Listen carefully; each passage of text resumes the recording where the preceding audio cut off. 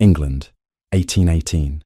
The grand ballroom of Marlborough House blazed with the light of 1,000 candles, their flames reflected in crystal chandeliers that cast dancing shadows across the polished marble floor. The cream of London society moved in elegant patterns beneath the vaulted ceiling, a kaleidoscope of silk gowns in jewel tones and gentlemen in impeccable evening attire. The orchestra played Mozart with practiced precision, each note floating through the warm air thick with perfume, beeswax and ambition. At the far edge of the ballroom, near a towering arrangement of white roses, Lady Amelia Fairmont stood alone, her gloved hands clasped loosely before her. At 24, she had long since learned the art of appearing serene while her stomach twisted with anxiety. The pale gold silk of her gown, though elegant in its simplicity, was 3 seasons old. She had altered it herself, adding new ribbon at the waist to disguise where the fabric had been let out and taken in again. Her golden hair was dressed simply, swept up with pearl pins that had belonged to her mother. "Miss Fairmont!" A familiar voice spoke at her elbow, and Amelia turned to find Lady Pembroke, a kindly widow of advancing years who had befriended her mother decades ago. "How delightful to see you here. Your mother, is she well?" Amelia managed a smile that did not quite reach her green-grey eyes. "As well as can be expected, Lady Pembroke. The physicians remain hopeful." Lady Pembroke's expression softened with sympathy that made Amelia want to weep. "Give her my regards, dear child. And your brother, young Henry. He continues at school." "For now," Amelia replied quietly, then caught herself. "Yes, thank you. He is doing quite well in his studies." Before Lady Pembroke could probe further, a stir near the ballroom entrance drew every eye. The Dowager Duchess of Ravenworth had arrived, a formidable woman of 70 years whose ramrod posture and sharp blue eyes suggested she missed nothing of importance. Behind her walked her grandson, Christopher Hale, Duke of Ravenworth. Amelia felt her breath catch despite herself. The Duke stood well over 6 feet, his broad shoulders accentuated by perfectly tailored black evening clothes. Dark hair, almost black in the candlelight, was swept back from a face that might have been carved from marble, all sharp aristocratic planes and that distinctive strong jaw. His eyes, a striking blue so pale they appeared almost silver, surveyed the assembled company with cool detachment. "The most eligible bachelor in England," Lady Pembroke whispered, though Amelia had not asked. "And the coldest, by all accounts. They say he has refused no fewer than 12 proposals from desperate mamas this season alone." Amelia watched as the Duke moved through the crowd, acknowledging greetings with brief nods but engaging with no one. There was something remote in his manner, as though an invisible wall separated him from the rest of humanity. She understood such walls. She had built her own. "Lady Fairmont?" The Dowager Duchess's voice cut through the murmur of conversation, and Amelia realized with dawning horror that the elderly woman was bearing down upon her with clear purpose. "How fortuitous to encounter you here. I trust your dear mother is comfortable." It was not a question born of genuine concern. Amelia recognized the calculating gleam in those sharp eyes. "Your Grace is most kind to inquire," she replied, dropping into a curtsy appropriate to the Duchess's rank. "And this," the Dowager continued, gesturing imperiously to her grandson who had followed in her wake, "is my grandson, the Duke of Ravenworth. Christopher, may I present Lady Amelia Fairmont, daughter of the late Viscount Fairmont." The Duke bowed with mechanical precision. "Lady Amelia." "Your Grace," Amelia murmured, not quite meeting those unsettling pale eyes.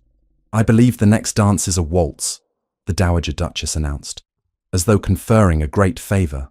"Christopher, you must dance with Lady Amelia. I insist upon it." A muscle tightened in the Duke's jaw, but he offered his arm with the same mechanical courtesy. "It would be my honour." Amelia placed her gloved hand upon his arm, feeling the steel beneath the fine fabric of his coat. As he led her onto the floor, she was acutely conscious of the curious glances following them. The Duke of Ravenworth, who declined to dance with even the most celebrated beauties of the season, leading the impoverished daughter of a disgraced viscount into a waltz. His hand settled at her waist, proper but impersonal. They began to move with the music, and Amelia discovered that despite his coldness, The Duke danced with flawless grace. "Your grandmother is most persistent," Amelia ventured, desperate to fill the silence stretching between them. "She has her reasons," the Duke replied, his tone suggesting he found those reasons distasteful. They completed another turn in silence. Amelia fixed her gaze somewhere past his shoulder, unwilling to look directly into that impassive face. "You live in Surrey, I understand," he said finally, the words carrying no particular interest. "Yes, Your Grace. A small property that has been in my family for 3 generations." "I see." No further conversation passed between them. When the music ended, the Duke bowed with the same mechanical precision and returned her to the edge of the ballroom without another word. Amelia watched him disappear into the crowd, feeling as though she had been assessed and found wanting. "Well," a voice dripping with false sweetness spoke behind her. "How extraordinary." Amelia turned to find Lady Beatrix Wesley, regarding her with barely concealed disdain. At 22, Lady Beatrix was acknowledged as one of the season's greatest beauties, with dark hair and striking features that turned heads wherever she went. She was also widely understood to have set her cap at the Duke of Ravenworth. "Lady Beatrix," Amelia acknowledged quietly, "I cannot imagine what possessed the Dowager Duchess to foist you upon her grandson," Lady Beatrix continued, her voice pitched just loud enough to carry to the nearby clusters of guests. "Surely she must know that the Duke would never seriously consider someone in your circumstances." Amelia felt heat rising in her cheeks but maintained her composure. "I am certain the Dowager Duchess was merely being kind." "Kind?" Lady Beatrix laughed, a brittle sound. "My dear Miss Fairmont, everyone knows your family is one step from debtor's prison. Your father squandered the estate, your mother is dying, and you have nothing but a pretty face and desperate hopes to recommend you. The Duke of Ravenworth does not require pretty faces. He requires consequence, fortune, and impeccable bloodlines." "Then you are admirably suited," Amelia replied quietly, proud that her voice did not shake. "If you will excuse me." She turned away, but not before seeing the satisfied smile on Lady Beatrix's face. The humiliation burned, all the worse because the words contained more truth than falsehood. Amelia moved through the crowded ballroom, seeking escape from the curious glances and whispered speculation. The Marlborough Library offered sanctuary. Amelia slipped inside, closing the door behind her and leaning against it with relief. The room was blessedly empty, lined floor to ceiling with leather-bound volumes and smelling of old paper and beeswax. A fire burned low in the grate, casting flickering shadows across the Turkish carpet. Amelia moved to one of the window seats, drawing the heavy curtain partially closed. She needed only a few moments to compose herself before returning to the ballroom. Her mother's illness required expensive treatment they could barely afford. Her brother's school fees were 3 months overdue. The small property in Surrey that was all that remained of her father's estate was mortgaged to its full value. She had come to London for the season with one purpose: to find a husband wealthy enough to save her family from ruin. It was a mercenary goal that made her stomach turn. But what choice did she have? Henry was only 16, brilliant and kind, deserving of the education that would secure his future. Her mother needed specialists and medicines that cost more than the quarterly rents of their remaining tenants. The library door opened suddenly, and Amelia shrank further behind the curtain as voices entered the room. "This is unconscionable, grandmother." The Duke's voice, cold and clipped. "I will not be manipulated into marriage. Do not be dramatic, Christopher." The Dowager Duchess's tone was sharp. "All I ask is that you consider suitable candidates. Lady Amelia Fairmont is perfectly acceptable." "Acceptable?" The Duke laughed bitterly. "She is a fortune hunter, barely better than a beggar. Her family is drowning in debt. Her father was a fool who squandered everything, and she is here trolling for a wealthy husband to save her from ruin." "Which makes her ideal," the Dowager countered. "She is desperate enough to be malleable, well-bred enough to be received, and pretty enough not to embarrass you. More importantly, she would be grateful for the match and unlikely to make emotional demands." Amelia pressed her hand to her mouth, fighting the wave of nausea that threatened to overwhelm her. "You mistake me, grandmother," the Duke said, his voice dropping to a dangerous quiet. "I said I would consider marriage when I was ready. I did not say I would shackle myself to the first desperate woman you parade before me. Marry her. I would rather die than tie myself to someone whose sole virtue is her need. Christopher, you are being unreasonable. I am being honest. Now, if you will excuse me, I have endured quite enough of this tiresome gathering." The door opened and closed. Amelia remained frozen behind the curtain, her heart pounding so loudly she was certain the Dowager Duchess must hear it. After a moment, the elderly woman sighed and departed as well. Only then did Amelia emerge, her legs unsteady. She caught sight of her reflection in the window glass, pale and stricken. The Duke's words echoed in her mind, each one a precise cut. Fortune hunter, beggar, desperate, malleable. He was not wrong. That was the most painful part. She was here trolling for a wealthy husband. She did need saving. But to hear herself described with such contempt, such utter dismissal of her humanity, was devastating. Amelia straightened her shoulders, smoothing her gown with trembling hands. She would return to the ballroom for precisely as long as propriety demanded. Then she would leave. She had her pride, even if she had little else.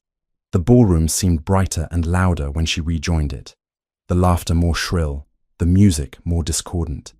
She moved through the remainder of the evening in a daze, accepting congratulations on having danced with the Duke with a frozen smile, deflecting questions about whether he had shown particular interest with practiced vagueness.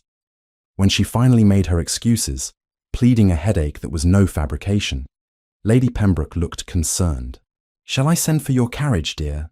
"I would be most grateful," Amelia replied. The cool night air was a mercy after the stifling ballroom. Amelia drew her shawl tighter as she waited for her modest hired carriage to be brought around. Around her, grander equipages collected their noble passengers. Footmen in elaborate liveries attending to ladies in furs worth more than Amelia's entire wardrobe. She climbed into the shabby interior of her carriage, gave the direction to her rented lodgings in an unfashionable quarter of the city, and finally allowed herself to weep. The morning after the Marlborough Ball dawned grey and drizzly, the kind of persistent rain that turned London's streets into rivers of mud and kept all but the most determined indoors. Amelia sat in the cramped drawing room of her rented lodgings, staring at the letter that had arrived with the morning post. The physician's handwriting was precise and unforgiving in its clarity. "He recommends Bath," Amelia said quietly, looking up at her mother's companion, Mrs. Davies, a widow who had served the Fairmont family for 20 years. "He says without the waters and specialized treatment there, Mamma will not survive the winter."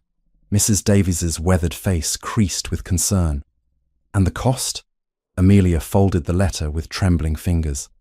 "More than we have, considerably more."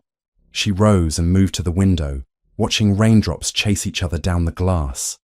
Behind her, she could hear Mrs. Davies's sharp intake of breath as the older woman absorbed the implications. "There must be something we can do," Mrs. Davies said finally. "Perhaps if we wrote to your mother's cousin in—" "There is no one left to write to," Amelia interrupted gently. "We have exhausted every possibility, called upon every connection.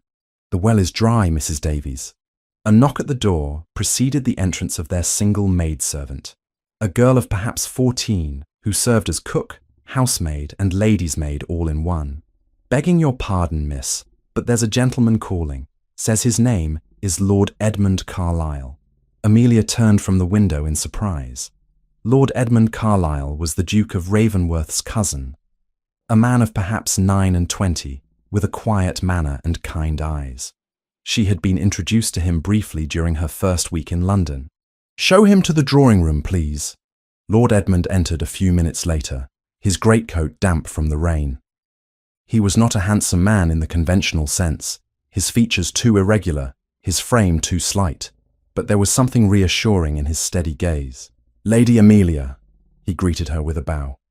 "Forgive the impropriety of calling unannounced. I heard you had departed the Marlborough Ball early last evening and wished to ensure you were well." "That is most thoughtful, Lord Edmund," Amelia replied, gesturing for him to sit. "I suffered merely a headache, nothing of consequence." Lord Edmund settled into the worn chair, his expression grave. "I wonder if I might speak plainly with you, Lady Amelia. What I have to say may seem forward, but I hope you will hear me out." Amelia felt a flutter of apprehension. "Of course, I am aware of your family's circumstances," he began without preamble. "The debts left by your father, your mother's illness, your brother's education. Please do not take offence. In London society, such matters become common knowledge despite our best efforts at discretion." Heat flooded Amelia's cheeks, but she held his gaze. "I see. I also know," Lord Edmund continued, "that you came to London this season with the hope of finding a suitable match, a practical arrangement that might alleviate your family's financial distress. You are remarkably direct, my lord. I find that directness saves considerable time and misunderstanding." He leaned forward slightly. "I am in need of a wife, Lady Amelia. Not for any romantic notion, but because my own family has made it clear that my continued bachelorhood is unacceptable. I am the last of my immediate Carlisle line, and they demand heirs." Amelia blinked, unsure where this conversation was leading. "I propose a practical arrangement," Lord Edmund said. "I would like to court you formally, with an understanding that we would marry within the year. I am not wealthy by the standards of men like my cousin, but I have sufficient means to settle your family's debts and provide for your mother's treatment." The room seemed to tilt. Amelia gripped the arm of her chair. "Lord Edmund, I hardly know what to say." "Say nothing yet," he advised. "Consider my offer carefully. I require only honesty and companionship from a wife. I do not expect grand passion or romantic declarations. You would have your own household, your own independence within the bounds of propriety. Your family would be secure." "Why me?" Amelia asked, her voice barely above a whisper. Lord Edmund smiled faintly. "Because you are sensible and kind. Because you do not simper or dissemble. Because I believe we could deal well together, you and I, without the complications of heightened emotions. You speak of marriage as a business arrangement. Is that not what it is for people of our station?" He tilted his head. "I am offering you security, Lady Amelia. In return, I ask for a partner who will manage my household with competence and grace. It seems an equitable exchange." Amelia thought of her mother, growing weaker with each passing day. Of Henry, brilliant Henry, who might have to abandon his studies and take work as a clerk or tutor. Of the small property in Surrey that had been in her family for 3 generations, about to be seized by creditors. "If I were to accept," she said slowly, "what would you require of me?" "Public announcement of our courtship," Lord Edmund replied. "Attendance at appropriate social functions as my intended. Propriety in all things, naturally. The wedding itself could take place at your convenience, though I would hope for something within 6 months. And my family's debts. The most pressing creditors would be paid immediately as a gesture of my serious intentions," he said. "Those threatening legal action or seizure of property. Upon our marriage, the remainder would be settled in full. Your mother's treatment would be funded from that point forward." It was more than Amelia had dared hope for. More than she deserved, given that she could offer Lord Edmund nothing but a tarnished name and failing connections. "You are extraordinarily generous, my lord." "I am extraordinarily practical," he corrected. "You possess the qualities I value in a wife. I possess the means you require for your family's survival. It is simply a matter of mutual benefit." Amelia rose and moved to the window again, her mind racing. She had come to London prepared to accept whatever offer might save her family, had steeled herself to marry even someone disagreeable if necessity demanded it. Lord Edmund was neither disagreeable nor unkind. He was offering her exactly what she needed, with clear terms and no false pretenses of affection. "I accept," she said, turning back to face him. "I accept your courtship with the understanding that it will lead to marriage." Lord Edmund stood, relief evident in his expression. "You honour me, Lady Amelia. I will visit my solicitor this afternoon to arrange payment of your most urgent debts. Within the week, they will be settled." After he departed, Amelia remained standing in the drawing room, feeling as though she had just signed away her life. Yet what choice had she possessed? At least Lord Edmund was honest. He did not pretend to love her or promise things he could not deliver. There was a mercy in that honesty, bitter though it tasted. The rain continued throughout the day. By evening, Amelia had written to Henry at school, informing him that their circumstances would soon improve. She wrote to the physician in Bath, inquiring about treatment facilities and costs. She wrote to the estate agent in Surrey, instructing him to inform the creditors that payment would be forthcoming. She did not write to anyone about the Duke of Ravensworth's cruel words, or about how they echoed in her mind with each stroke of her pen. Fortune hunter. Beggar. Desperate. Perhaps he had been right after all. Perhaps that was exactly what she had become. 3 days later, Lord Edmund called again to inform her that the creditors holding mortgages on the Surrey property had been paid in full, and that arrangements for Lady Margaret's transfer to Bath were underway. He presented these facts with the same calm efficiency he might use to discuss the weather. "I have also taken the liberty of settling your brother's school fees for the remainder of the year," he added. "Young men should not have their education disrupted by financial uncertainties." Amelia felt tears prick her eyes. "You are too kind, my lord. I am invested in your family's well-being," he replied. "They are soon to be my family as well." The following week, Lord Edmund escorted her to a small gathering at Lady Pembroke's townhouse. The announcement of their courtship had been made in the society pages that morning, generating considerable surprise and speculation. Amelia endured the curious glances and carefully worded congratulations with what grace she could muster. She did not see the Duke of Ravensworth at any of these gatherings. According to Lord Edmund, his cousin had departed London for his estates in Kent shortly after the Marlborough ball, claiming pressing business matters that required his attention. "Christopher has never been one for society," Lord Edmund remarked as they took a turn about Lady Pembroke's gardens. "He finds such gatherings tedious." "He made that abundantly clear," Amelia murmured before she could stop herself. Lord Edmund glanced at her curiously. "Did he offend you in some manner?" "Christopher can be brusque, but he means no genuine harm." "He was perfectly civil," Amelia lied, unwilling to explain what she had overheard in the Marlborough library. "We exchanged perhaps a dozen words in total." "That sounds like Christopher." Lord Edmund smiled faintly. "My cousin has built walls around himself so high that few can scale them. I sometimes wonder if he is even aware of it." Amelia said nothing, but in her heart she knew exactly how aware the Duke of Ravensworth was of those walls. He had constructed them deliberately, stone by stone, and he wielded them as weapons against anyone who dared approach too close. Let him keep his walls, she thought fiercely. She had secured her own future and her family's survival. The Duke of Ravensworth and his contempt could trouble her no more. 5 weeks had passed since the Marlborough ball, and Christopher Hale found himself standing in the stable yard of his Kent estate, watching his steward point to various outbuildings in need of repair. It was the waning end of September, the hedgerows still heavy from the month's rains, and the quiet of Kent felt like reprieve after London's crush. The journey from London had taken the better part of a day, and the autumn air here in the countryside carried a crispness absent from the city's perpetual fog and coal smoke. "The tenant cottages require new roofs before winter sets in properly, Your Grace," Mr. Thorpe was saying, gesturing toward the distant row of whitewashed buildings. "And the eastern fence line needs reinforcement where the stream overflowed during the September rains." Christopher nodded absently, his attention only half focused on his steward's recitation of necessary repairs.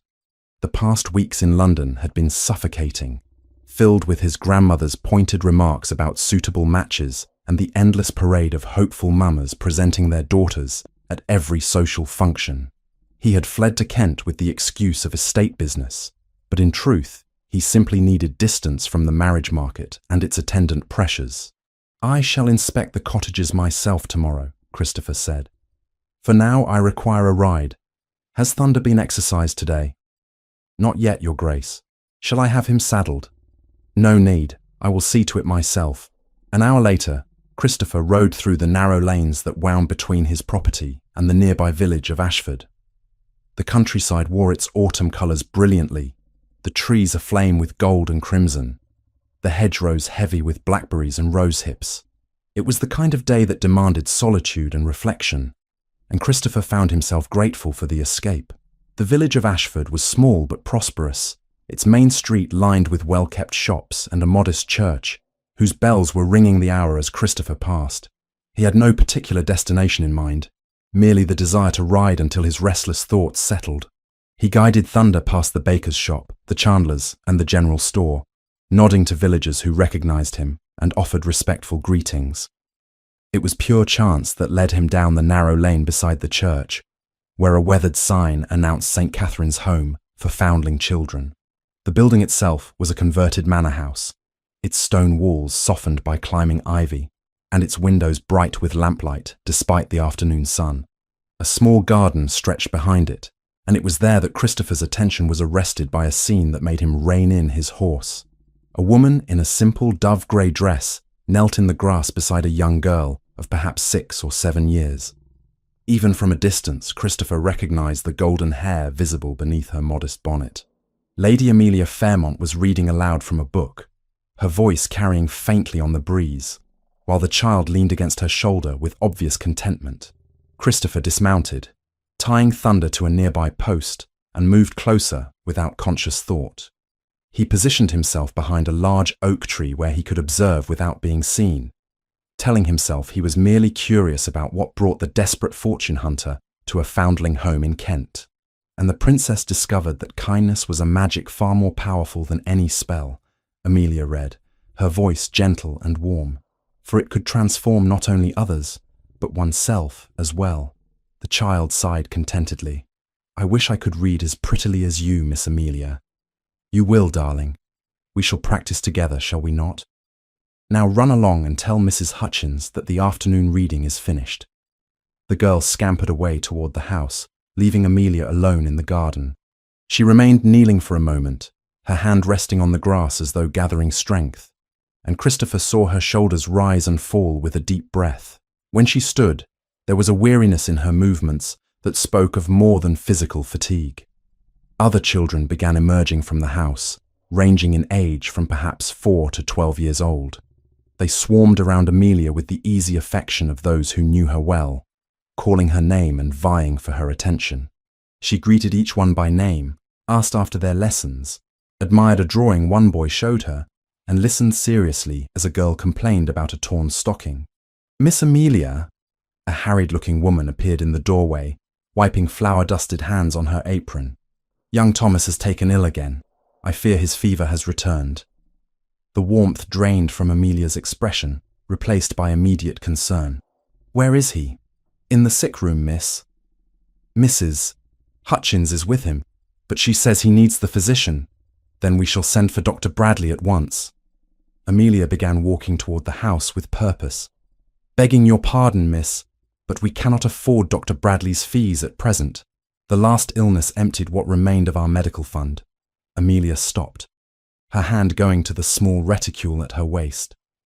She opened it and withdrew a handful of coins, pressing them into the woman's hand. "This should be sufficient for Dr. Bradley's visit and any medicines Thomas requires. Please send for him immediately." "But miss, this is far too much. We cannot accept—" "You can and you will," Amelia said firmly but kindly. "Thomas needs care and he shall have it.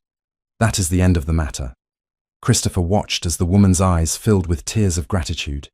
He watched as Amelia hurried inside, presumably to sit with the sick child until the physician arrived. He watched as the other children dispersed reluctantly, returning to their various activities with frequent glances toward the house where their beloved Miss Amelia had disappeared. After a long moment, Christopher tied Thunder more securely and approached the building. He entered through the side door, finding himself in a corridor that smelled of baking bread and carbolic soap. Voices drifted from a nearby room, and he followed them to what appeared to be a small office. An elderly woman sat behind a desk, her silver hair pulled back in a severe bun, her sharp eyes assessing Christopher as he appeared in the doorway. "May I help you, sir?" "I am Christopher Hale," he said, then added on impulse, "I am interested in the work you do here. Might you tell me about St. Catherine's?" The woman's expression softened marginally. "I am Mrs. Hutchins, the director. We care for foundling children and orphans, providing them with shelter, education, and when possible, placement in suitable households or apprenticeships, and your funding. We rely upon the generosity of patrons and benefactors, Mrs. Hutchins replied. Though I confess, we often find ourselves stretched thin. Were it not for devoted volunteers, we could not manage at all. Volunteers, such as the lady I saw in the garden. Mrs. Hutchins's face lit with warmth. Miss Amelia. She is a blessing to us, truly. For 3 years now, she has travelled from Surrey to work with our children. She reads to them, teaches the older ones their letters, and shows them kindness they might never otherwise know.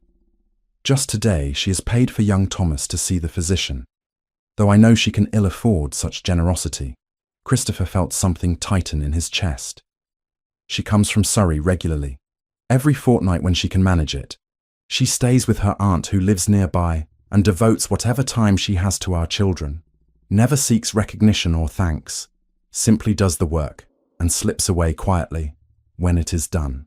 Christopher thanked Mrs. Hutchins and left the building, his mind in turmoil. He rode back to his estate in a daze, seeing not the autumn countryside, but rather the image of Amelia kneeling in the grass with a book. Amelia handing over coins she could not spare. Amelia surrounded by children who loved her. Fortune hunter, beggar, desperate.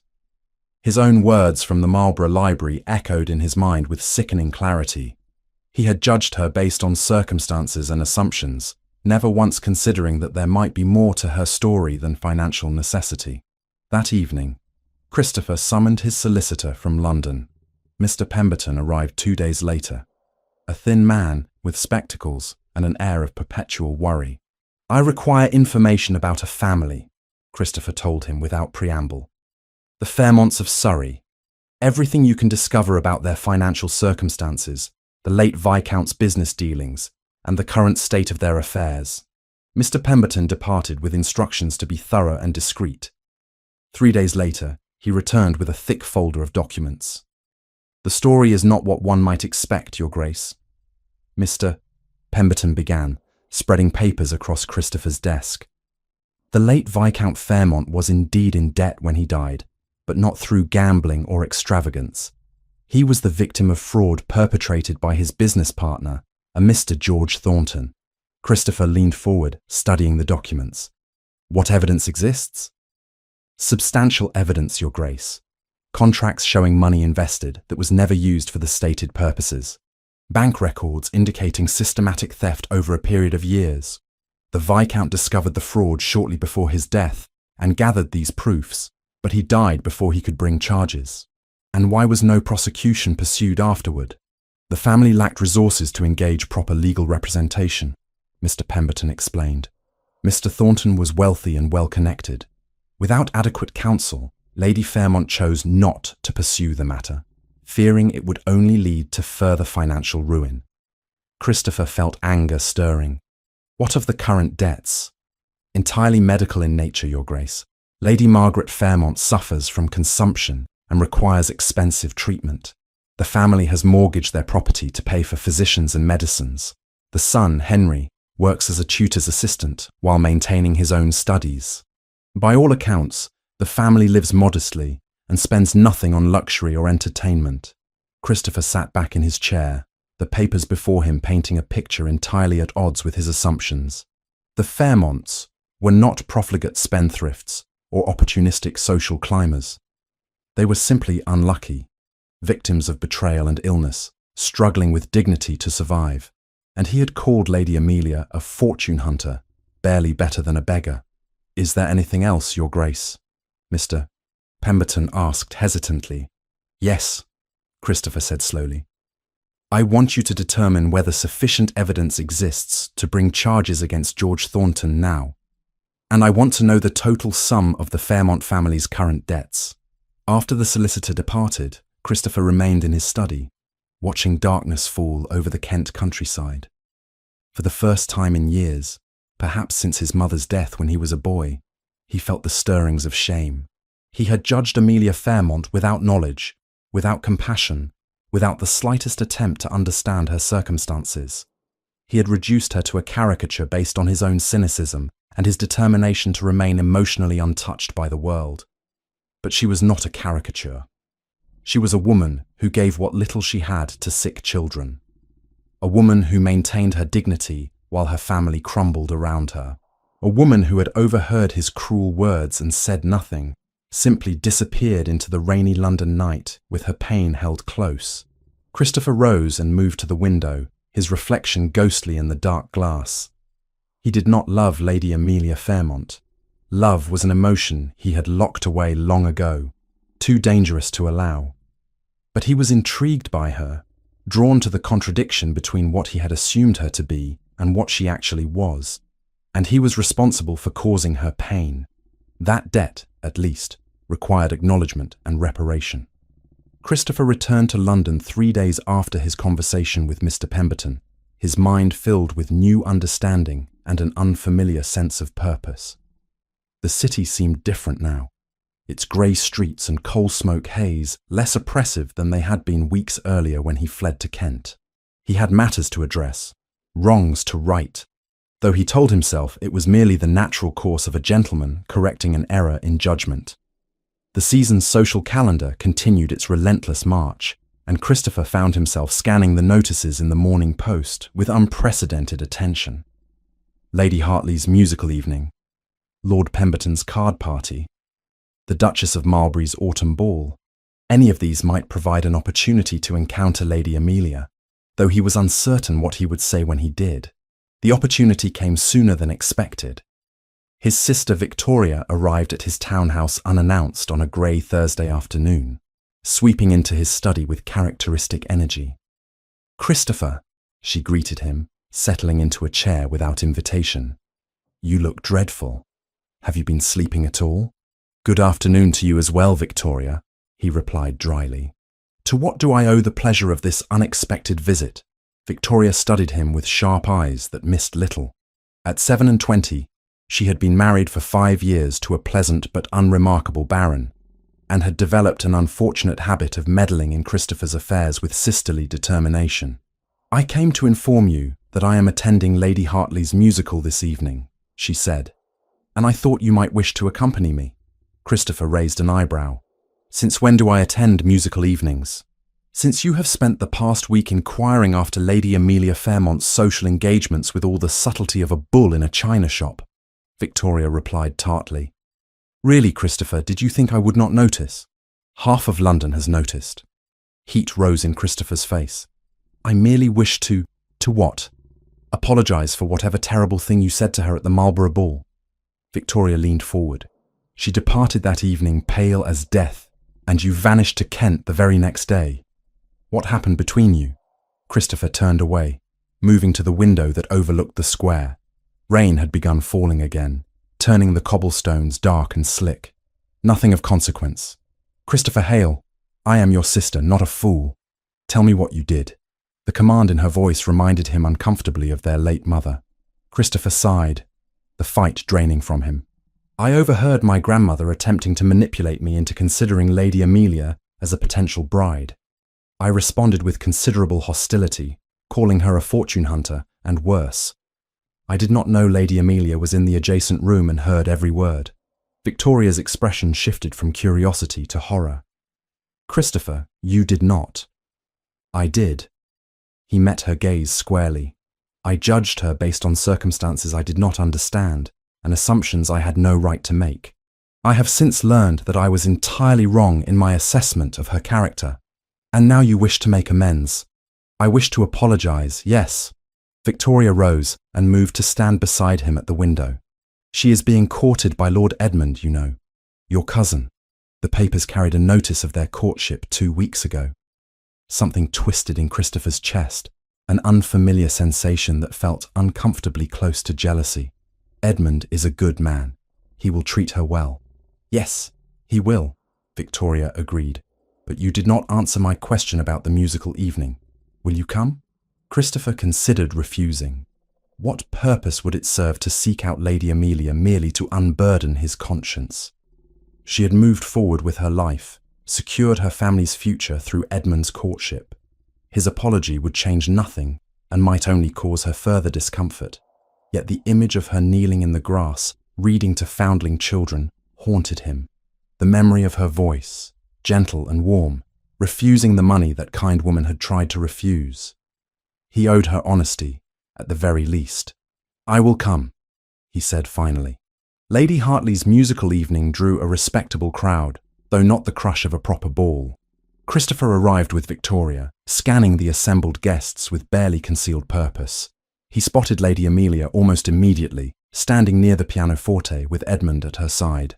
She wore a gown of deep blue silk that brought out the colour of her eyes, and her golden hair was dressed in an elegant arrangement that made her seem older, more sophisticated than he remembered. Edmund saw Christopher first and offered a cordial nod. Christopher made his way across the room, feeling Victoria's encouraging presence beside him.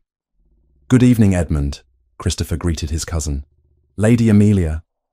Amelia's expression froze, the warmth draining from her face. She offered a curtsy of perfect propriety, but her eyes remained cold. "Your Grace, might I have the honour of speaking with you?" Christopher asked, aware that Edmund was watching with interest. "Perhaps a turn about the room?" For a moment he thought she would refuse. Then she inclined her head fractionally and placed her gloved hand on his offered arm. They moved away from Edmund and Victoria, walking slowly along the perimeter of the room where the crowd was less dense. "I owe you an apology," Christopher began without preamble, "for what I said at the Marlborough ball. You were not meant to hear those words, but that does not excuse them. I spoke from ignorance and prejudice, and I caused you pain. For that, I am profoundly sorry."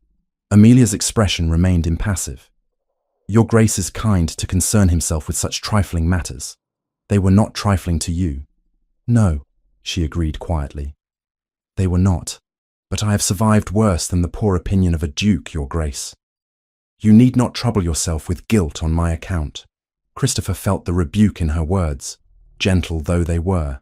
"I have since learned something of your circumstances. The fraud perpetrated against your father, your work with the foundling children in Kent. I was wrong in my assessment of your character, Lady Amelia.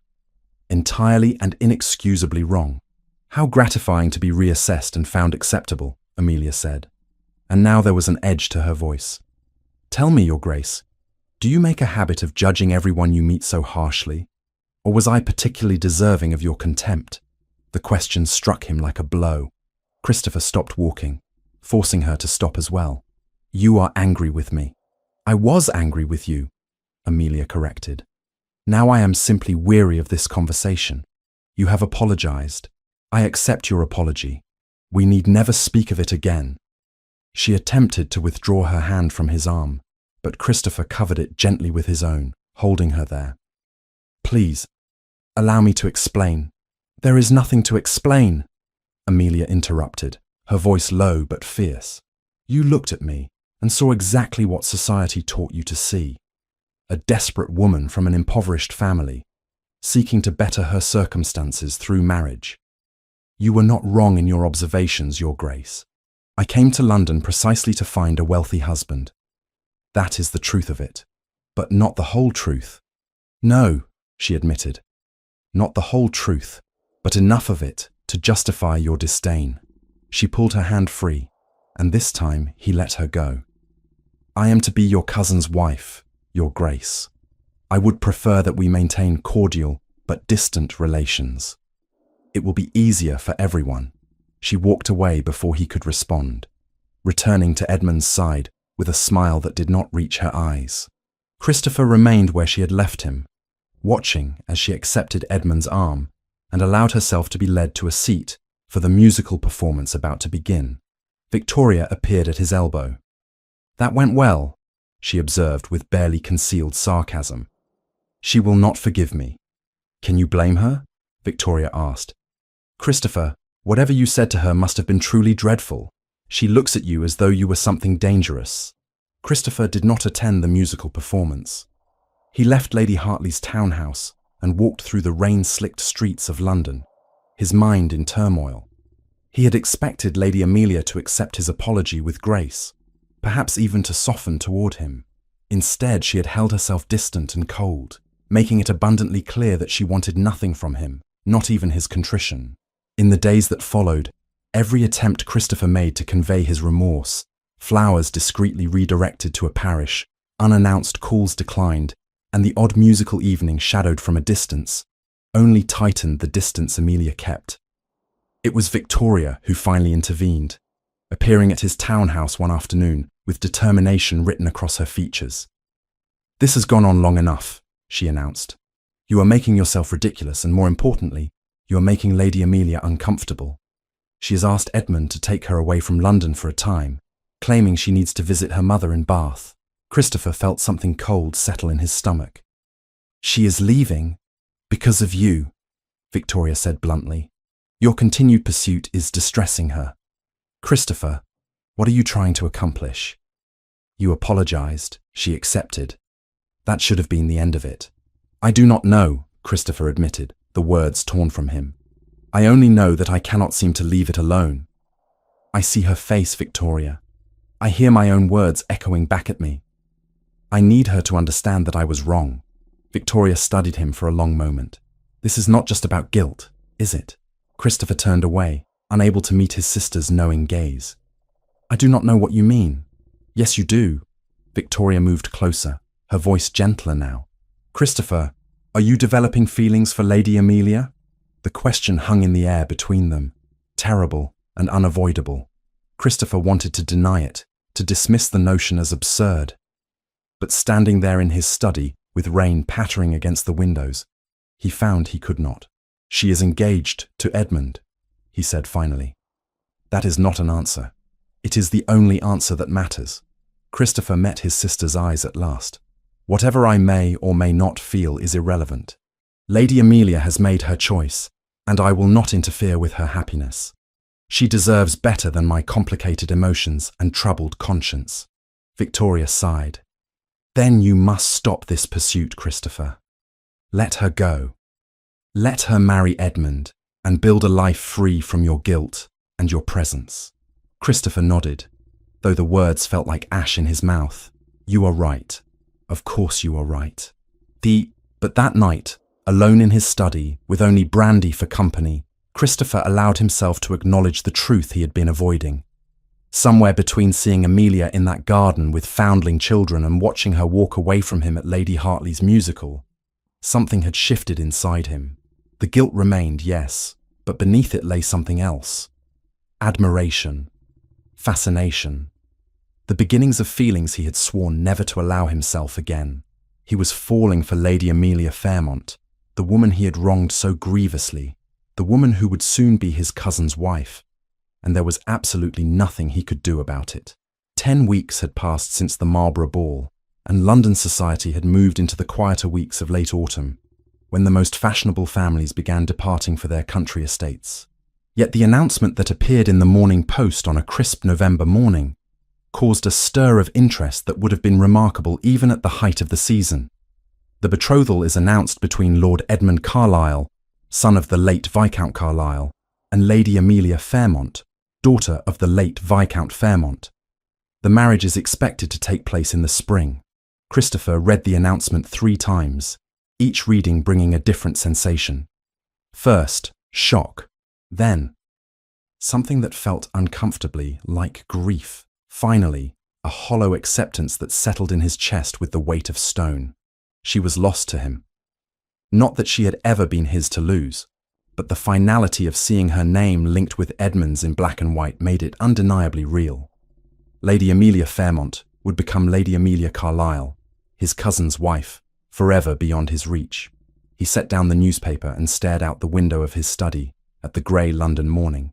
Somewhere in this city, Amelia was perhaps reading the same announcement, preparing herself for a future as Edmund's wife. A practical arrangement, she had called it during their brief conversation at Lady Hartley's musical. No grand passion or romantic declarations, only security and companionship. It was exactly what Christopher had once claimed to want for himself, before he had watched her read to foundling children and realized that some women possessed depths that rendered such calculations meaningless. The days following the announcement passed in a haze. Christopher attended functions he would normally have avoided, searching crowds for a glimpse of golden hair and green-grey eyes. When he did see Amelia, she was always at Edmund's side, smiling and gracious, every inch the future Lady Carlisle. It was at Lady Pemberton's card party that the first whispers began. Christopher arrived late, having spent the earlier part of the evening reviewing contracts with his man of business. The drawing room was filled with small tables where guests played whist and piquet, the air thick with conversation and the occasional burst of laughter. He spotted Amelia immediately, seated at a table with Edmund and two other guests. Lady Beatrix Wesley stood near the refreshment table, surrounded by a cluster of young ladies who hung upon her every word. As Christopher passed, he heard Beatrix's voice, pitched just loud enough to carry. "Of course, one must admire Miss Fairmont's determination," Beatrix was saying. "To engineer such an advantageous match despite her circumstances takes considerable skill." One of the other ladies tittered nervously. "What do you mean, Lady Beatrix?" "Only that she was remarkably clever at the Marlborough ball," Beatrix continued, her tone dripping false innocence, positioning herself where the Duke and his grandmother would have that particular conversation about her prospects. Some might call it fortunate timing. Others might wonder if she arranged the entire encounter. Christopher felt anger flash hot through his veins. He took a step toward the group, but a hand on his arm stopped him. Victoria had appeared at his side. "Do not make a scene," she hissed. "Not here. She is spreading lies about Amelia." "I know, and confronting Beatrix publicly will only make matters worse." Victoria's grip tightened. "Trust me, Christopher. This requires a more careful approach." But the damage had already begun. Over the following days, the whispers multiplied and spread. Christopher heard variations of the story wherever he went. Lady Amelia had deliberately positioned herself to overhear private conversations. She had manipulated the Duke's grandmother into making that introduction. She had calculated every move with mercenary precision. The fact that Beatrix's version of events was impossible, that Christopher knew beyond doubt that Amelia had been hiding in the library to escape Beatrix herself, mattered not at all. Society loved scandal, and a fortune hunter exposed was delicious gossip. Christopher watched from a distance as the whispers began to affect Edmund's family. The Carlyles were an old family, proud of their name and careful about associations. Edmund's aunt, Lady Margaret Carlyle, a formidable widow who wielded considerable influence within the family, made her displeasure known through pointed absences and withdrawn invitations. Edmund himself remained loyal, but Christopher could see the strain it placed upon him. At the Duke of Montrose's autumn ball, Edmund stood beside Amelia with visible tension in his shoulders, as acquaintances who had previously been warm grew suddenly distant. Amelia bore it with remarkable grace, her expression serene even as ladies who had welcomed her weeks earlier now turned away with barely concealed disdain. But Christopher saw the cost in the tightness around her eyes, the way her hands trembled slightly when she thought no one was watching. He could bear it no longer. The opportunity came at Lady Windermere's gathering, a smaller affair, but one attended by most of the significant figures in London society. Christopher arrived early and positioned himself near the ballroom entrance, knowing that Beatrix never missed an opportunity to make an entrance. She swept in precisely at 9 o'clock, resplendent in emerald silk that matched her eyes, a satisfied smile playing about her lips. Christopher intercepted her before she could disappear into the crowd. "Lady Beatrix," he said, offering his arm with cold courtesy. "Might I have a word?" Beatrix's eyes widened with surprise and poorly concealed triumph. "Your Grace, what an unexpected honour." He led her to the centre of the ballroom, where the crowd parted automatically before the Duke of Ravenworth. Christopher was acutely aware of the silence spreading outward as guests realised something significant was occurring. "I understand you have been sharing an interesting story about Lady Amelia Fairmont," Christopher said, his voice carrying clearly through the hushed room. "About events at the Marlborough ball several weeks ago." Beatrix's smile faltered. "I merely repeated what others have observed, Your Grace." "Then allow me to correct those observations with facts," Christopher replied. "On the evening in question, I sought privacy in the Marlborough Library to escape the crowds. I did not know Lady Amelia was present. She had taken refuge there for reasons of her own. The conversation between myself and my grandmother occurred entirely without Lady Amelia's knowledge or planning." Beatrix's face had gone pale. "Your Grace, I did not mean to suggest—" "You suggested precisely what you intended," Christopher interrupted, his voice hardening. You spread lies designed to damage Lady Amelia's reputation because you were angry that I showed her the courtesy of a single dance. Your jealousy has led you to commit slander against a woman of impeccable character. The silence in the ballroom was absolute. Christopher was aware of Amelia standing frozen near the far wall, Edmund at her side, both staring at him with expressions of shock. Lady Amelia Fairmont is a woman of honour and dignity, Christopher continued, addressing not just Beatrix, but the entire assembled company. I have had occasion to learn something of her circumstances and her character. She manages her family's difficulties with grace. She devotes her time to charity work that brings her no social advantage. She possesses more genuine nobility in her character than half the titled nobility in this room. He turned his cold gaze on Beatrix.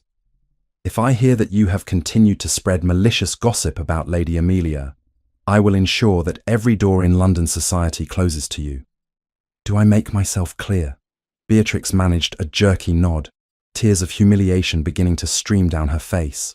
She fled the ballroom, leaving a wake of shocked whispers behind her. Christopher scanned the crowd until his eyes found Amelia's. For a moment, their gazes locked across the room, and he saw in her expression a complex mixture of gratitude, anger, and something that might have been despair. Then she turned and walked swiftly toward the terrace doors, disappearing into the night. Christopher followed, ignoring Victoria's urgent call behind him. He found Amelia on the darkened terrace, her back to him, her shoulders rigid with tension. "Lady Amelia," he began. She whirled to face him, her eyes blazing. "What were you thinking? Do you have any idea what you have just done?" "I defended your honour. You made me the centre of scandal yet again." Amelia's voice shook with barely controlled fury. "You stood before all of London society and drew attention to the very rumours you claimed to refute. Now, instead of wondering if I manipulated you, they will wonder why you defended me so publicly. They will speculate about your interest in your cousin's betrothed. You have made everything infinitely worse." Christopher felt as though she had struck him. "I only wished to help." "I did not ask for your help," Amelia cut him off. "I did not want your intervention. I was managing the situation with Edmund's support, allowing the gossip to die naturally, but you could not leave well enough alone. You had to play the hero, salve your conscience, make grand gestures without considering the consequences of allowing lies to stand, the consequences of association with you." Amelia's composure finally cracked. "Do you not understand? Every time you involve yourself in my affairs, you make my position more precarious. Edmund's family already questioned our match. Now they will wonder if there is truth to speculation about your interest. They will question Edmund's judgment in marrying a woman who attracts such attention from his cousin." Christopher opened his mouth to protest, but Amelia held up her hand. "Please," she said, her voice dropping to exhausted resignation. "Please, Your Grace, leave me alone. You have apologized for your cruel words. I have accepted that apology. We are even, but I cannot bear any more of your attempts at redemption. My family's survival depends upon this marriage to Edmund. Do not destroy that for the sake of your guilty conscience." "It is not guilt," Christopher said, before he could stop himself. Amelia stared at him. "What?" "It is not merely guilt that drives me," he admitted, the words tearing from him. "These past weeks, learning about who you truly are, watching you bear society's cruelties with such grace, I have come to—" He stopped, seeing the horror dawning in her eyes. "No," Amelia whispered. "Do not say it. Whatever you think you feel, it does not matter. I am engaged to Lord Edmund. That cannot change. I know, I am not asking you to break your engagement. I am only trying to explain—" "I do not want your explanations," Amelia interrupted. "I want you to leave me in peace. Go back to Kent, Your Grace. Find some other object for your complicated emotions. But leave me to build the life I have chosen." She brushed past him, returning to the ballroom before he could respond. Christopher remained on the terrace, gripping the stone balustrade as though it were the only solid thing in a world that had suddenly tilted beneath his feet. He had thought to save her. Instead, he had endangered the very security she desperately needed. And in doing so, He had revealed feelings that should have remained locked safely behind the walls he had spent years constructing. 3 months had passed since the Marlborough Ball, and winter had descended upon London with unusual severity. The city lay wrapped in fog so thick that lamps burned at midday, and the cold seeped through even the finest houses, settling into bones and lungs with equal determination. In the small rented lodgings that housed what remained of the Fairmont family, Amelia sat beside her mother's bed and watched Lady Margaret struggle for each breath. The physician had left an hour earlier, his expression grave, his words brutally honest. "A matter of weeks, Lady Amelia," Dr. Harrison had said, pulling her aside into the narrow hallway. "Perhaps less. The treatments we have been providing are no longer sufficient. She requires specialized care, a facility with experience in consumptive cases, but such establishments are costly and without—" He had not needed to finish the sentence. Without funds, Lady Margaret Fairmont would die in this cramped room, gasping for air that would not come, far from the home she had loved and the life she had known. The letter from Lord Edmund had arrived that same morning. Amelia had read it 3 times, each reading confirming what she had known was inevitable since Christopher's disastrous intervention at Lady Windermere's gathering. "My dear Lady Amelia." The letter began in Edmund's careful hand. "It is with profound regret that I must inform you of circumstances beyond my control, which necessitate a revision of our understanding. My family, in light of recent speculation and the unresolved nature of certain rumors, have made their position abundantly clear. They will not countenance a marriage that brings such attention and controversy to the Carlyle name. I have fought this decision with every argument at my disposal, but I find myself without the means to oppose the combined will of my relations. My aunt controls the purse strings of the family, and she has threatened to withdraw all support should I proceed with our betrothal. I am deeply sorry, Amelia. You deserved far better than this cowardice disguised as family duty. I wish you every happiness and hope that you might find it with someone more worthy than I have proven to be." Amelia had not wept when she read it. She had moved past tears to a numb acceptance that felt almost peaceful in its finality. She had tried. She had done everything within her power to secure her family's future. It had not been enough. Mrs. Davies appeared in the doorway, her weathered face creased with worry. "Miss Amelia, young Henry is here. Shall I send him up?" "Please." Her brother burst into the room moments later, still wearing his school uniform, his face flushed from the cold, and his eyes bright with tears he was fighting to contain. At 16, Henry stood nearly as tall as a man, but in that moment, he looked like the frightened boy he had been when their father died. "The school sent word that I need to return to Surrey," he said, without preamble. "The fees are 3 months overdue, and they will not permit me to continue unless payment is made immediately." Amelia closed her eyes briefly. Of course. Edmund had been paying Henry's school fees as part of their arrangement. With the betrothal dissolved, those payments had ceased. "Then you will come home," she said, keeping her voice steady. "There is work to be found in the village. Mr. Thornton at the general store mentioned he needed help with accounts."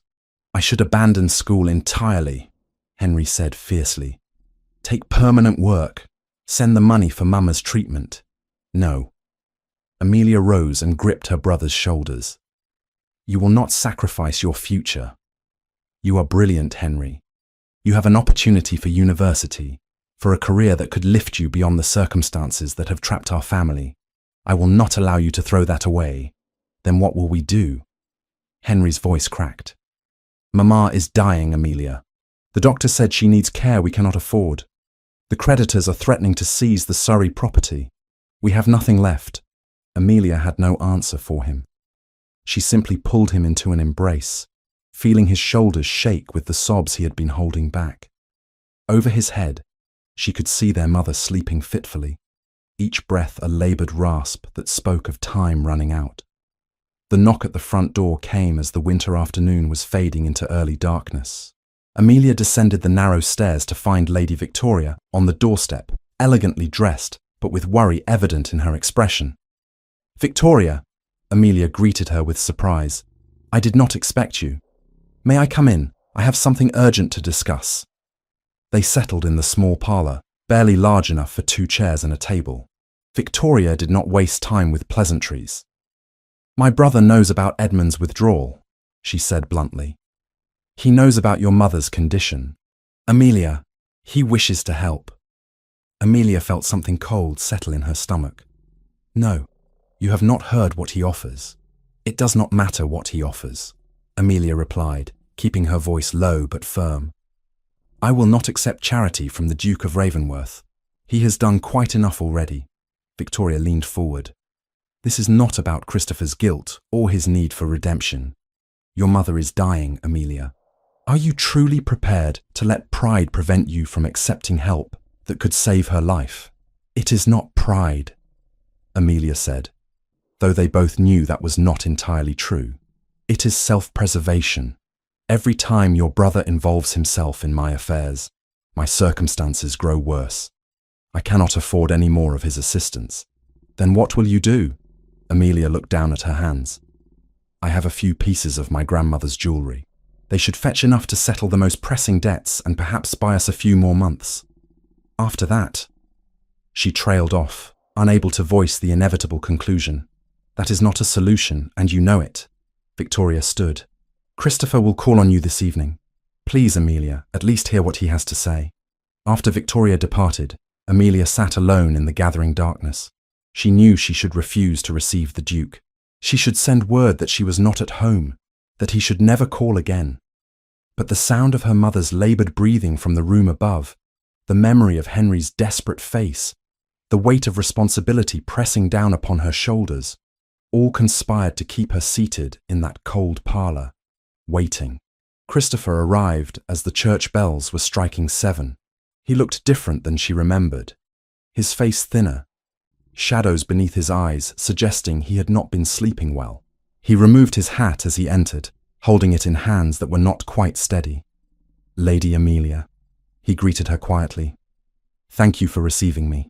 "Victoria gave me little choice," Amelia replied, not inviting him to sit. "What is it you wish to say, Your Grace?" Christopher stood before her, this powerful duke who commanded such respect and fear in London's ballrooms, and for a moment seemed at a loss for words. Then he took a breath and spoke with devastating directness. "Your mother is dying. Your brother may lose his education. Your family faces ruin. I have the means to prevent all of this, and I am asking you to allow me to help. I cannot accept charity from you." "It would not be charity," Christopher said. "I would ask nothing in return, require no obligation, expect no gratitude. Simply permit me to pay for your mother's treatment at the best facility in Bath, to settle the debts that threaten your property, to ensure Henry can complete his education." Amelia shook her head. "You speak of asking nothing, but we both know that accepting such generosity would bind me to you more surely than any legal contract. I would spend the rest of my life knowing that my family survived only because of your intervention. That is too high a price, Your Grace." Even if the alternative is your mother's death, the brutal question hung between them. Amelia felt tears burning behind her eyes, but refused to let them fall. "You presume to understand my choices," she said, her voice shaking now. "You, who have never wanted for anything, who commands wealth beyond most people's imagining. How dare you stand in my parlour and judge me for refusing to become your dependent?" "I am not judging you," Christopher said. And suddenly he was moving, crossing the small room to kneel before her chair. The gesture was so unexpected that Amelia drew back, startled. "I am begging you, not as a duke, not as someone seeking to salve his conscience, but as a man who has come to care for you more than he ever thought possible." Amelia stared at him, unable to process what she was hearing. "These past weeks," Christopher continued, his voice rough with emotion, "watching you bear society's cruelties with such grace, learning about the work you do, the sacrifices you make, I have been forced to acknowledge something I never wanted to feel. I care for you, Amelia, deeply. The thought of you suffering when I have the means to prevent it is unbearable." "Stop," Amelia whispered. "Please stop." "I know I have no right to these feelings," Christopher pressed on. "I know I destroyed any possibility between us with my cruel words and my interference. But I cannot stand aside and watch you lose everything when I could prevent it. Let me help, not because you owe me anything, not because I seek to bind you to me, but because allowing your family to suffer when I could save them would haunt me for the rest of my life." Amelia found her voice at last, and it came out cold and hard. "You speak of caring for me, but what you truly care for is your own conscience. You wish to be the hero, to save the desperate woman, and feel noble about your generosity. But I will not be your project of redemption, your grace. I will not spend my life as an object of your charity and pity." "It is not pity." "Then what is it?" Amelia demanded. "Love. Do not insult my intelligence. You barely know me. These feelings you claim are nothing more than guilt dressed in prettier clothes. You wounded me with your words, and now you seek to heal that wound so you can feel better about yourself. But I will not be used in that way." Christopher rose from his kneeling position, his face stricken. "You truly believe that is all this is?" "I know it is." Amelia stood as well, facing him with all the dignity she could muster. "Now I must ask you to leave, your grace, and I must ask that you never return. I will find my own way forward, as I always have. Your interference, however well-intentioned, only makes matters worse. Amelia, please, go." Her voice broke on the word. "Please. Just go and leave me in peace." For a long moment, Christopher simply stood there, and Amelia saw in his face a mixture of anguish and helplessness that almost weakened her resolve. Almost. But then she remembered the cruelty of his initial judgment, the chaos his defense of her had created, the engagement she had lost because of his interference. Whatever he thought he felt, it had brought her nothing but pain. Christopher bowed stiffly and departed without another word. Amelia heard the front door close, heard his footsteps fading down the street, and only then did she sink back into her chair and allow the tears to come. Upstairs, her mother continued to struggle for breath.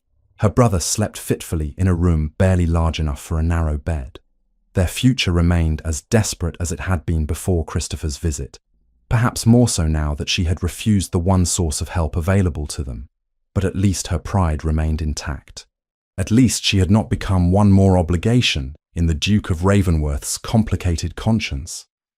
It was cold comfort as winter closed its grip around them, and time continued its inexorable march toward loss.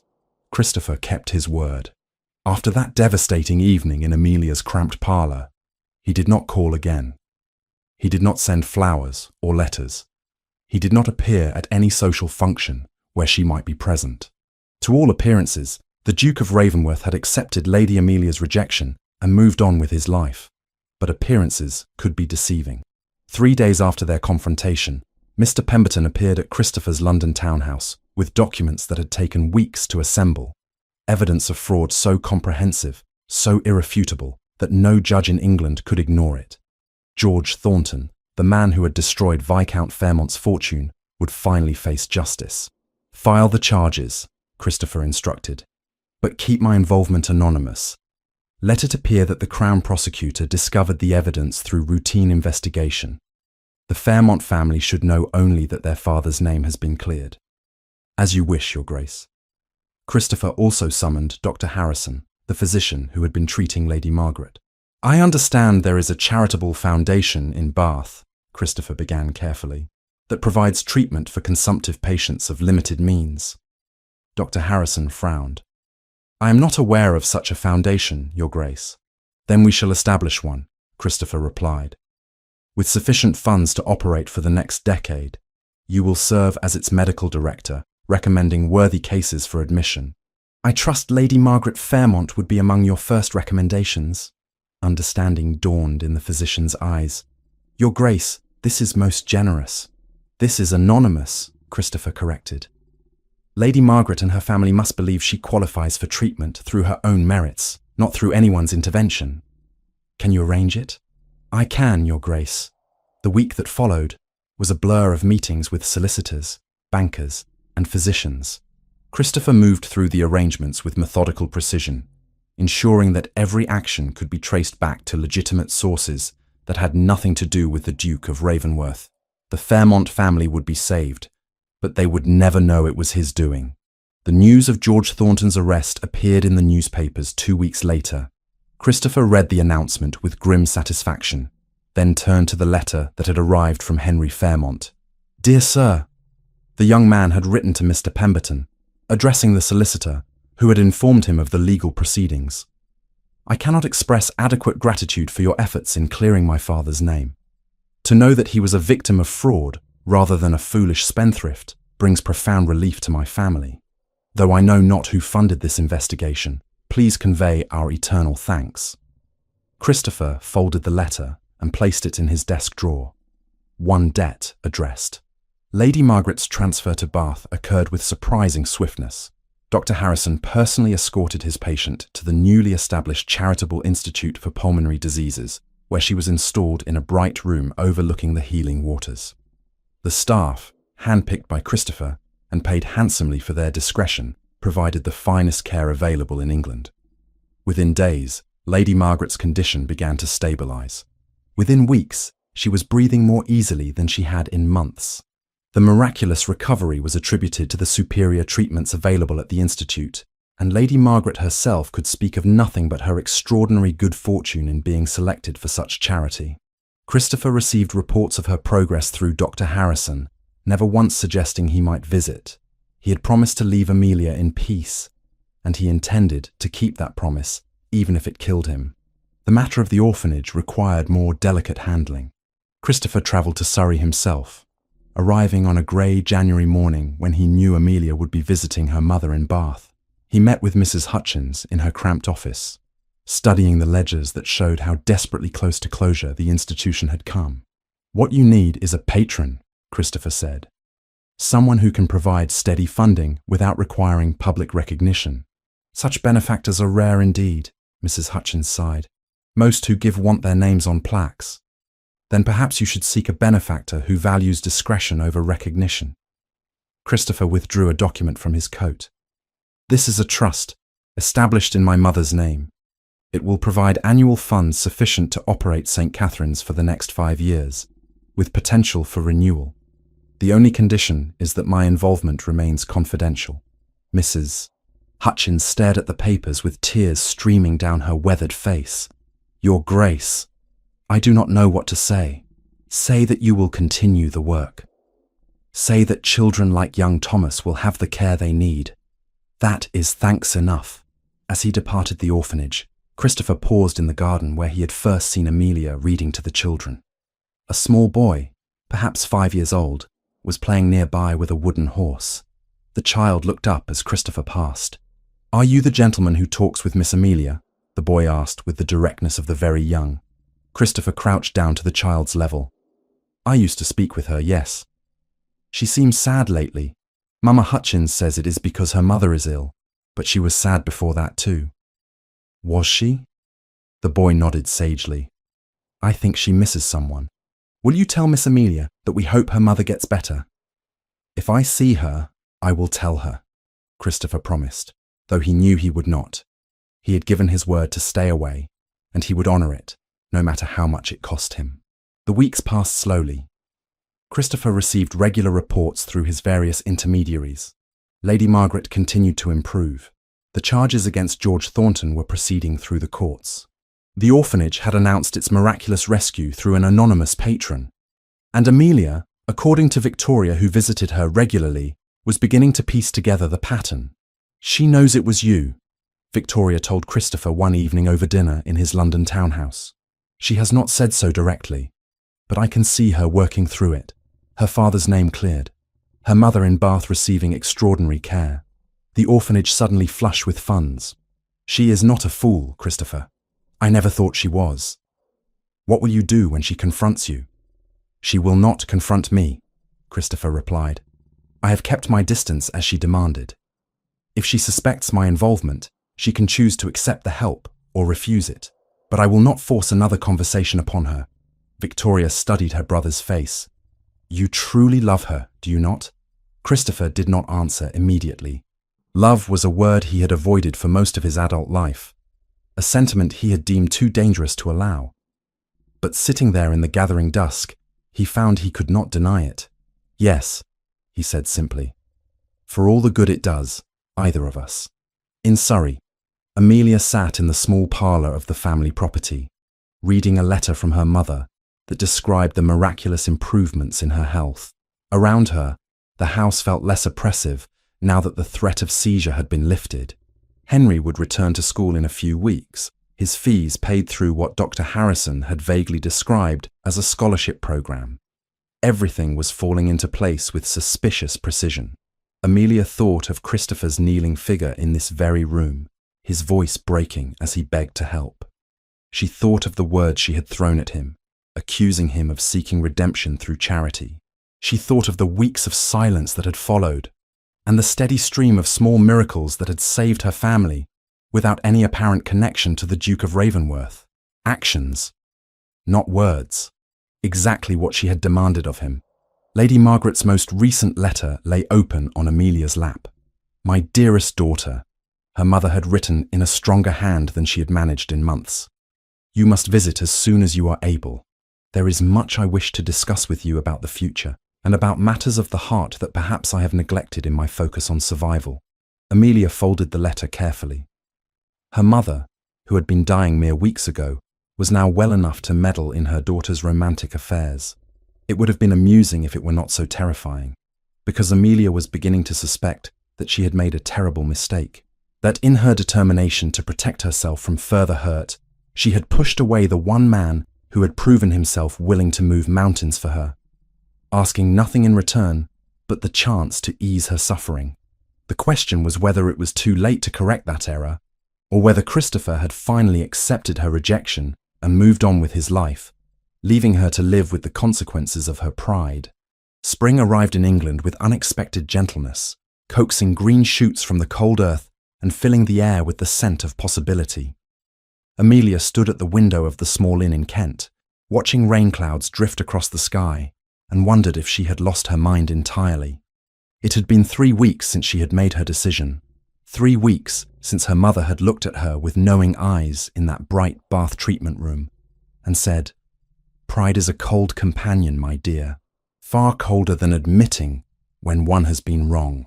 Lady Margaret's recovery had been nothing short of miraculous. The physicians attributed it to the superior treatments at the Charitable Institute. But Amelia knew better. She had pieced together the pattern of interventions, traced each seemingly coincidental blessing back to its likely source, and arrived at an inescapable conclusion. Christopher had kept his word. He had left her in peace, even while moving mountains to save everything she held dear. Now she stood in Kent, having travelled from Surrey with only her lady's maid as companion, about to do something either remarkably brave or remarkably foolish. She was not certain which. The journey to Ravensworth Estate took less than an hour by hired carriage. The property revealed itself gradually as they travelled up a long, tree-lined drive. First glimpses of manicured parkland, then the house itself, a magnificent structure of honey-coloured stone that seemed to grow naturally from the landscape around it. "Wait here," Amelia instructed her maid as the carriage halted before the entrance. "I shall return shortly." The butler who answered her knock regarded her with the polite neutrality of excellent servants everywhere. "May I help you, madam?" "I am Lady Amelia Fairmont," she said, surprised by the steadiness of her own voice. "I wish to speak with the Duke of Ravensworth, if he is at home."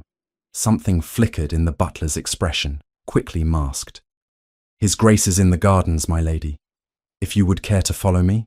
They walked through the house, and Amelia caught impressions of elegant rooms filled with light, book-lined walls, comfortable furnishings that suggested a home rather than a showplace. The butler led her through French doors onto a terrace, then gestured toward a path leading through formal gardens. "You will find His Grace by the lake, my lady." Amelia walked alone through gardens just beginning to wake from winter. Early daffodils nodded in the breeze, and somewhere nearby a bird sang with determined optimism.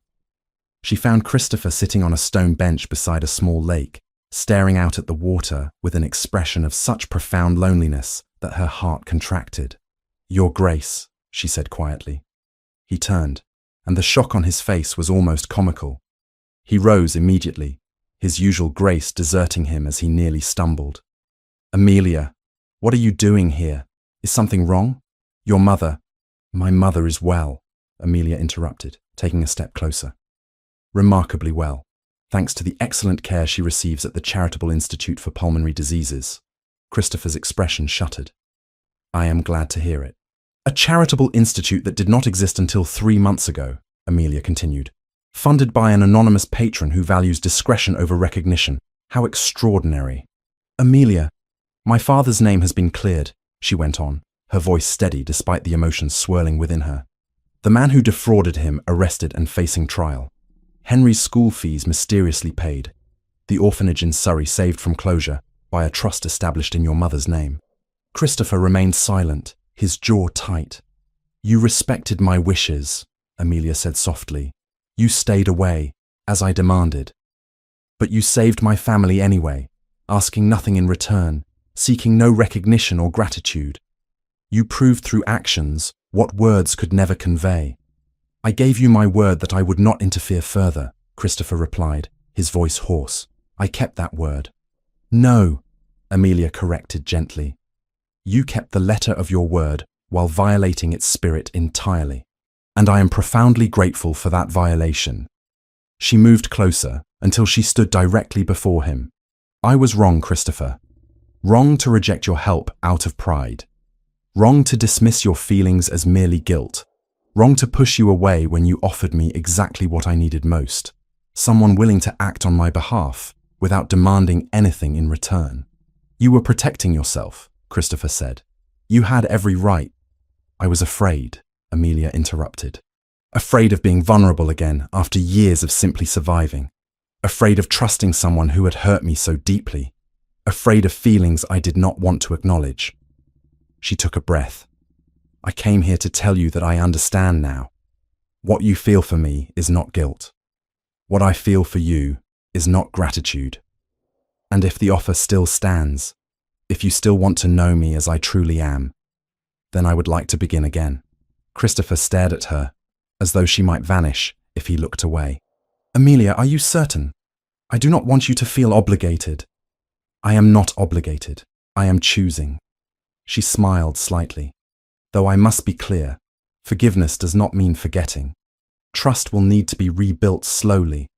I will not be a passive wife who simply accepts whatever you decide. If we are to do this, it must be as equals." "I would expect nothing less," Christopher said. And suddenly he was smiling too, a real smile that transformed his austere features. "What are you proposing?" "A courtship," Amelia replied. "A real one, where we spend time together without pressure of immediate commitment, where we learn each other's minds and hearts without the weight of society's expectations crushing us. Months, perhaps, to build something genuine." "Months," Christopher repeated. "I can do months." He hesitated, then offered his hand. "Walk with me." They walked through the gardens as spring rain began to fall, soft and warm. They talked about books and philosophy, about Christopher's childhood and Amelia's work with the orphans. They argued about the merits of Byron's poetry and laughed when they discovered they both detested formal dinner parties. The weeks that followed established a pattern. Amelia divided her time between Surrey, where she managed the family property, and Kent, where she spent increasingly frequent visits at Ravensworth. Christopher called on her in Surrey, meeting Henry and earning the young man's cautious approval. They rode together across the estate, visited the orphanage side by side, shared quiet evenings reading in the library. It was not perfect. Old wounds surfaced unexpectedly. Amelia flinched when Christopher made decisions without consulting her, a reminder of his initial high-handedness. Christopher withdrew into cold formality when he felt his emotions becoming too intense. Decades of self-protection warring with new vulnerability. But they worked through each difficulty with patient honesty. Amelia learned to voice her concerns before they festered. Christopher learned to recognize his defensive patterns and consciously choose different responses. Lady Margaret visited Ravensworth in May, pronounced herself satisfied with her daughter's choice, and extracted a promise from Christopher to treat Amelia with the respect she deserved. Henry returned to school with renewed focus, his future secure and his family's honor restored. 3 months into their courtship, On a morning when sunlight turned the lake to molten gold, Christopher and Amelia sat together on the bench where she had first found him. He took her hand, noting how naturally her fingers intertwined with his now. "I still have fears," he admitted quietly. "Fears of inadequacy, of repeating my father's coldness, of failing you when you need me most." "I know," Amelia replied. "I have fears too. But a life lived in fear is not a life worth living." Christopher reached into his coat and withdrew a small box. Inside lay a ring of simple elegance, a sapphire surrounded by small diamonds that caught the light and threw it back in brilliant flashes. "Marry me," he said. Not a command or a desperate plea, but a question offered as an equal to an equal. "Not because you need my wealth or I need redemption. Marry me because we have built something worth keeping, because I love you, Amelia, and I believe you might love me too." "I do love you," Amelia said, tears streaming down her face. "Despite everything, because of everything, yes, Christopher, I will marry you." The wedding took place the following spring in the small church near Ravenworth Estate. It was a modest affair by ducal standards, attended by family and close friends, rather than the entirety of London society. Lady Margaret wept through the ceremony, healthy enough now to dance at the wedding breakfast. Henry served as groomsman, already showing signs of the scholar he would become. Victoria hugged Amelia fiercely afterward. "You have given my brother something I thought he would never have, the courage to let himself be loved." A year after their marriage, Amelia and Christopher worked together at the orphanage in Surrey, now thriving under their joint patronage. He sat on the floor with a group of children, building towers from wooden blocks and making them laugh with deliberately clumsy collapses. She organized donations with Mrs. Hutchins, planning expansions that would allow them to help even more children. Their eyes met across the busy room, and something warm and understanding passed between them. This was their partnership, built not on passion's first wild bloom, but on something deeper. Mutual respect, shared purpose, love that had grown from unlikely soil. Lady Beatrix had married a Scottish baronet and departed London society quietly. The Dowager Duchess Eleanor, in a rare moment of humility at the wedding, had admitted to Christopher that perhaps love was a better foundation for marriage than strategy after all. As evening fell and they prepared to depart the orphanage, a little girl tugged on Amelia's skirt. "Will you come back next week, Your Grace?" "We will both come back," Amelia promised, taking Christopher's hand. "We always do." They walked to their carriage together, and Christopher pulled Amelia close, pressing a kiss to her temple. "Happy?" he asked. "Remarkably so," she replied. "Who would have imagined? Sometimes love does not arrive in a lightning strike, but grows quietly from dark soil, nourished by patience, watered by forgiveness, reaching toward light, one tentative tendril at a time. Sometimes the cruelest words spoken in anger become the foundation for the truest connection. Once two hearts find the courage to rebuild what was broken. And sometimes, just sometimes, the man who declares he would rather die than marry becomes the man who learns that living, truly living, requires exactly that kind of union, that kind of love, that kind of grace. The end.